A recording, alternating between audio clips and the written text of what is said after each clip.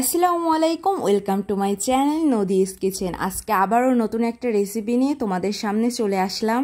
আমার হাজব্যান্ড বলছিল অনেক দিন ধরে কলার পিঠা খাবে, আমি আগে কখনো বানাইনি, তাই ভাবলাম আজকে বানিয়েই ফেলি, তাই তোমাদের সাথে শেয়ার করতে চলে আসলাম। এখানে আমি 3টা কলা নিয়ে তারপর ভালোভাবে মিক্স করে নিয়েছি চিনি দিয়ে। এখন আমি ময়দা দিয়ে দিচ্ছি, তারপর ভালোভাবে এটাকেও মিক্স করে নেব। আমি পরিমাণ মতন লবণ দিয়েও নিয়েছি এবং দিয়ে দিব বেকিং পাউডার। এটা আপনারা চাইলে নাও দিতে পারেন, যেহেতু আমি ফার্স্ট টাইম বানাচ্ছি এর জন্য ভাবলাম অল্প দেই। এরপর আমি তেল গরম করতে দিয়ে দিয়েছি, তারপরে ছোট ছোট করে আমি কড়াইতে দিয়ে ফেলবো।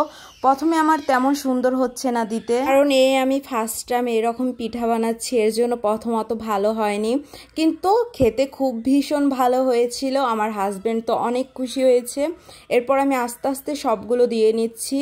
যদি আমার ভিডিওটা ভালো লাগে অবশ্যই একটা লাইক করে যাবা আর কমেন্ট করে যাবা, আমিও তোমাদের কমেন্ট ধরে তোমাদের পরিবারে যেয়ে ঘুরে আসবো।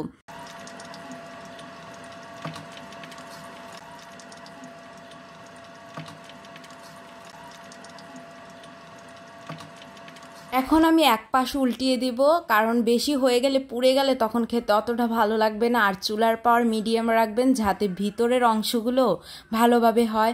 এরপর আমি উল্টিয়ে পাল্টিয়ে যখন সুন্দর একটা কালার আসবে তখন আমি উঠিয়ে ফেলবো। অবশ্যই এইরকম চামিচ ব্যবহার করবেন, এতে উল্টাতে আপনাদের সুবিধা হবে।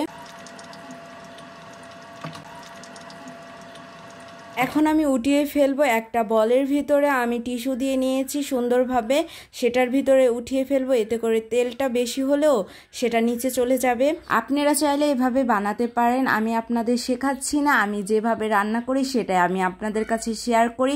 আপনাদের যদি ভালো লাগে এভাবে বানাতে পারেন। আর আমার ভিডিওটা যদি ভালো লাগে অবশ্যই একটা লাইক করে যাবেন এবং কমেন্ট করে যাবেন।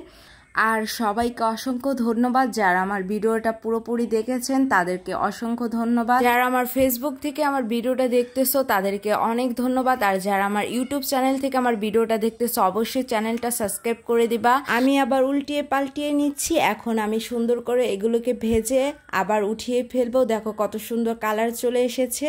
এভাবেই ভাজতে হবে যাতে কালারটা বেশি পুড়েও না যায়, দেখতে যাতে সুন্দর লাগে। এখন আমি তুলে ফেলবো সবগুলো।